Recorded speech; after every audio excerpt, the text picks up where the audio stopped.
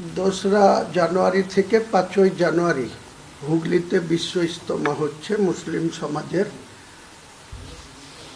আনুষ্ঠানিকভাবে বিশ্ব ইজতেমা 33 বছর পরে হুগলিতে দাঁতপুর থানার অন্তর্গত। সেখানে আমরা লক্ষ্য করছি যে মুসলিম সমাজের কিছু ব্যক্তিকে রাজ্য সরকার শুধুমাত্র ভোটে ব্যবহার করার জন্য 2026-এ মুসলিমদের কাছে মাসিয়া সাজার জন্য সেখানে বিশ্ব ইজতেমার যে আয়োজক, সেই আয়োজকদের কিছু কিছু ব্যক্তিকে সেখানে অসীমা পাত্র, ধনেখালির বিধায়িকা এবং এর মাথায় রয়েছে জনাব ফিয়াদ হাকিম। তারা একটা এই যে বিশ্ব ইজতেমা, ইসলাম ধর্মাবলম্বী মানুষের কাছে বিশ্ব ইজতেমাটা অনেক ইম্পর্টেন্ট একটা বিষয়। যেটা বিশ্ব ইজতেমা মানে শুধু ইন্ডিয়ায় হবে, হুগলিতে হবে বা হাওড়ার বাঁকড়ায় হয়েছিল এর আগে, এটাই বিষয় না। বিশ্ব ইজতেমা মানে হচ্ছে যতগুলো মুসলিম কান্ট্রি আছে, এই যে এখানে 2 তারিখ থেকে 5 তারিখে যেটা দোয়া করার পর শেষ হবে, সেখানে সিদ্ধান্ত হয় নেক্সট কবে বিশ্ব ইজতেমা কোন দেশে হবে, কোন স্থানে হবে। আশ্চর্যজনকভাবে আমি গতকালকে ওই বিশ্ব ইজতেমা স্থানে সেখানকার কিছু আয়োজকদের ক্ষুদ্র অংশের ইনভাইটে আমি সেখানে গেছিলাম। আমি ডায়াসে যাওয়ার কথাও না, আমি ডায়াসে যাওয়ার চেষ্টাও করিনি। আমার উদ্দেশ্য ছিল, আমি একজন মুসলিম, আমি ওই বিশ্ব ইজতেমায় 2 তারিখে থেকে যেতে পারবো না। 2 তারিখ জুম্মার বার, এখানে বাবরি মসজিদের স্থানে 4th জুম্মার নামাজ হবে। এখানে ফার্স্ট জুম্মাতে লক্ষাধিক মানুষ হয়েছিল, সেকেন্ড জুম্মাতে 2 লক্ষর উপর মানুষ হয়েছিল, থার্ড জুম্মাতেও 1.5 থেকে 2 লক্ষ মানুষ হয়েছিল।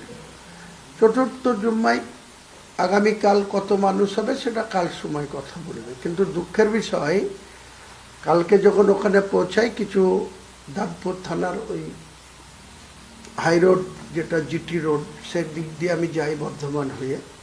ওখানে গিয়ে যখন পৌঁছাই তখন সাংবাদিক বন্ধুরা আমাকে গাড়ির কাছে এসে বলেন যে আপনার সঙ্গে আমাদের কিছু কথা আছে। নিশ্চয়ই নামতে বলেন, নামি। সেখানে যতক্ষণ প্রেস বাইট দিই ততক্ষণ কোনো সমস্যা ছিল না। যখন প্রেস বাইট দিয়ে আবার গাড়িতে চেপেছি, আমার সঙ্গে পশ্চিম মেদিনীপুরের আমাদের দলের জেলা সভাপতি, খড়গপুর গ্রামীণের প্রার্থী হাজি ইব্রাহিম ছিল, আরও আমার কিছু লোকজন ছিল। আমার সঙ্গে 5খানা গাড়ি ছিল। তো হঠাৎ করে যখন গাড়িতে চেপে যায়, তখন দাঁতপুর থানার অন্তর্গত, দাঁতপুর থানা থেকে 3 কিলোমিটার দূরে যে মোড়ে আমি গাড়িতে প্রেস বাইট দিই, তারপরে যখন গাড়িতে চাপি, অসীমা পাত্রর খুব ঘনিষ্ঠ একজন ব্যক্তি এবং সেখানে কিছু পুলিশের অফিসারও দাঁড়িয়ে ছিল দাঁতপুর থানা। তাদের অকিটকি নিয়ে অনেকেই ছিল, 5-6 জন অফিসার, বেশ কিছু ফোর্স। সে প্রেজেন্টে সেখানে আমার গাড়ির সামনে একজন উন্মাদ, একজন ডিন করে, সে অসীমা পাত্রর ঘনিষ্ঠ লোক, সে আমার গাড়ির সামনে শুয়ে পড়ে যে আমাকে যেতে দেওয়া হবে না, স্লোগান দেয় বিজেপির দালাল হুমায়ুন কবির দূর হট।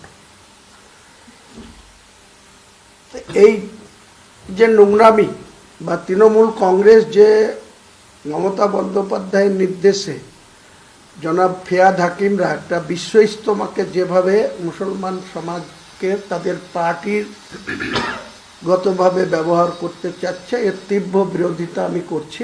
আমাদের যিনি প্রেস সচিব, তিনি কলকাতাতে প্রেস মিট করবে কিছুক্ষণ পরে। তার আগে আমি আমাদের যেহেতু জেলায় বসবাস করি, এই জেলায় আমরা রাজনীতি করি, আপনাদের এই তথ্যটা দিলাম। সবাইকে আপনাদের মাধ্যমে 2026 সালে বাংলার 11.5 কোটি মানুষকে অভিনন্দন জানাই, শুভেচ্ছা জানাই। সবার সুস্থভাবে শান্তিতে সম্প্রীতি বজায় রেখে সবাই আমরা বসবাস করব। আমরা নিজেদের ধর্মের, যার যে ধর্মে বিলং করি, আমরা নিজের ধর্ম আস্থাশীল থাকব। অন্য ধর্মাবলম্বী মানুষদের প্রতি আমরা শ্রদ্ধাশীল থাকব।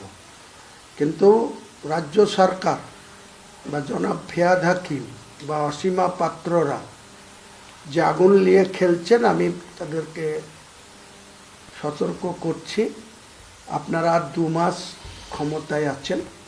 ফেব্রুয়ারি মাসের মধ্যে যখন ভারতবর্ষের ইলেকশন কমিশন ইলেকশন ডিক্লেয়ার করে দেবে, সেদিন থেকে আমিও পাবলিক হয়ে যাব, আপনারা জনাব ফিয়াদ হাকিমও পাবলিক হয়ে যাবেন। মুখ্যমন্ত্রী কেয়ারটেকার মুখ্যমন্ত্রী থাকবেন। নির্বাচনের পরে ফল যা হবে, তখন মুখ্যমন্ত্রী যদি 148-এ পৌঁছাতে পারে, তিনি আবার শপথ নেবেন। তাতে আমরা বিরোধী আসনে বসবো, কোনো অসুবিধা নাই। কিন্তু রাজ্যের রাজনীতির নামে একটা বিশ্ব ইজতেমায় যে ধরনের নোংরামি কালকে হুগলিতে করা হয়েছে, আমি এর তীব্র নিন্দা করছি এবং মুসলিম সমাজকে বলছি, আপনাদের বিশ্ব ইজতেমায় কী করে অমুসলিমরা সেখানে ঢুকে অমুসলিমদের লোকজনের নেতৃত্বে অসীমা পাত্রর একজন কাছের ব্যক্তি, সে ডিং করেছিল, একটা বিশ্ব ইজতেমার মতো জায়গাতে কি করে সে ঢুকলো? পুলিশ কেন তাদেরকে অ্যালাউ করলো? দাঁতপুর থানা হুগলির, তারা কেন ওখানে তাকে অ্যালাউ করলো? তাই সে প্রথমে আমাকে ব্যারিকেড করার পর আমি যখন 3 কিলোমিটার পার করে যখন সেখানে গিয়ে নামি, আমার গাড়ি পার্ক করে দেওয়ার পর যখন রাস্তায় অগণিত সাধারণ মানুষ আমার দিকে আসে হ্যান্ডশেক করার জন্য, তারা আমার সঙ্গে মিলতে আসে, সেই সময় সেই ব্যক্তি আবার ওখানে গিয়ে আমাকে গো ব্যাক স্লোগান দেয় এবং বিজেপির দালাল আখ্যা দেয়। আমিও তার দিকে তেড়ে গেছিলাম। সেখানে একটা বিরাট অঘটন ঘটতে পারত। তার জন্য কিন্তু রাজ্যের এই বর্তমান সরকারই দায়ী থাকত। আমি সরকারের কাছে আমি শ্রদ্ধার সঙ্গে মমতা ব্যানার্জিকেও বলতে চাই, আপনি বাংলার মুখ্যমন্ত্রী আছেন, আপনার প্রিয় পাত্রী অসীমা পাত্র ধনেখালির এমএলএ, সে আপনার সঙ্গে, আপনি মন্ত্রিসভায়ও ছিল, এখন সে চেয়ারম্যান পদে আছে। তার নেতৃত্বে যদি হুমায়ুন কবিরকে হুগলিতে অপদস্থ হতে হয়, আমি কিন্তু গোটা বাংলার মুসলিমদের কাছে এটা নিয়ে যাব। সেদিন আপনি বুঝতে পেরে যাবেন যে মুসলিমদের সঙ্গে আপনি কী ধরনের দুর্ব্যবহার করতে চাচ্ছেন, আর শুধু ভোট ব্যাংক হিসাবে বাংলার মুসলমানদেরকে আপনি ব্যবহার করতে চাচ্ছেন। তার যোগ্য জবাব আপনাকে আজকে প্রথম দিন 2026 সালে আসুন, আপনি লড়াইয়ের ময়দানে, আপনার সঙ্গে আমরা প্রত্যেকটা ইঞ্চিতে ইঞ্চিতে বাংলার তৃণমূল কংগ্রেসের সঙ্গে আমার যারা জোট সঙ্গী হবে তাদেরকে নিয়ে আমি আপনাদের সঙ্গে রাজনৈতিক লড়াইয়ে নামবো, কোনো ব্যক্তিগত লড়াইয়ে নয়। যে নোংরামিটা কাল হুগলিতে অসীমা পাত্রের আঙুল হিলনিতে এবং ববি হাকিমের নির্দেশে হয়েছে, আমি একটা বিশ্ব ইজতেমা, আমি সবাইকে বলবো শান্তিপূর্ণভাবে সেখানে অংশগ্রহণ করুন। লক্ষ না কোটি মানুষ সেখানে যাক। দূর থেকেই আমার কালকে যে নামাজ পড়তে দেওয়া হয়নি, এটা মুসলিম সমাজের কাছে আগামী দিনে আমি প্রত্যেকটা জনসভায় তুলে ধরব যে মুসলমান সমাজের নামাজ পড়ার অধিকারে কেউ হস্তক্ষেপ করার কোনো জায়গাতে কেউ করতে পারে কিনা। আর সেখানে অমুসলিমদের পক্ষ থেকে নেতৃত্ব দেওয়া হচ্ছে, পুলিশ প্রশাসন দাঁতপুর থানা নির্বিকার থেকেছে। এই হচ্ছে মমতা ব্যানার্জির প্রশাসনের আচরণ। আগামী দিনে বাংলার মুসলমান 4 কোটি 26 লক্ষ মুসলমানের কাছে আমি আগামী দিনে, আজকে 1 জানুয়ারি 2026, গোটা নির্বাচন প্রক্রিয়ার টাইমটা, কালকের এই ঘটনা আমি মানুষের কাছে নিয়ে যাব, মানুষের কাছে তুলে ধরব। দেখব অসীমা পাত্র আর মমতা ব্যানার্জি আপনারা মুসলমান সমাজের কাছে কতটা গুরুত্ব কতদিন পেতে পারেন বা কতদিন। আর অসীমা পাত্র সেখানকার মুসলিমদের ভোট তোমার বিরুদ্ধে কি করে যায়, আমি ওই হুগলিতেই তোমার ধনেখালি বিধানসভাতেই আমি আগামী 1 মাসের মধ্যে যে মিটিং করব, তোমার ক্ষমতা থাকে তুমি আটকে নিও, এটা আমার চ্যালেঞ্জ থাকলো। হুগলিতে ধনেখালি বিধানসভার ওই দাঁতপুর থানা এলাকাতেই আমি গিয়ে মিটিং করে দেখাবো, কে আমাকে রক্ষে সেটা আমি দেখব। কালকে শুধু নামাজের বিষয় ছিল, তার জন্য আমি সেখান থেকে চলে এসেছি নামাজ না পড়ে। আমাকে নামাজ পড়তে বাধা দেওয়া হয়েছে, আমার গাড়ির সামনে বসে শুয়ে পড়া হয়েছে, তারপরে আমাকে গো ব্যাক, বিজেপির দালাল আখ্যা দেওয়া হয়েছে। মমতা ব্যানার্জি, আপনি অটল বিহারী বাজপেয়ীর মন্ত্রিসভায় থাকবেন, আপনি অটল বিহারী বাজপেয়ীকে ডেকে এনে আপনার মা গায়ত্রী দেবীকে প্রণাম করাবেন, আপনি নিজে অটল বিহারী বাজপেয়ীর পায়ে হাত দিয়ে প্রণাম করবেন, আপনি আরএসএস এর নেতা মোহন ভাগবতকে বাংলায় নিয়ে এসে 15 দিন অতিথিশালায় আদর যত্ন করবেন।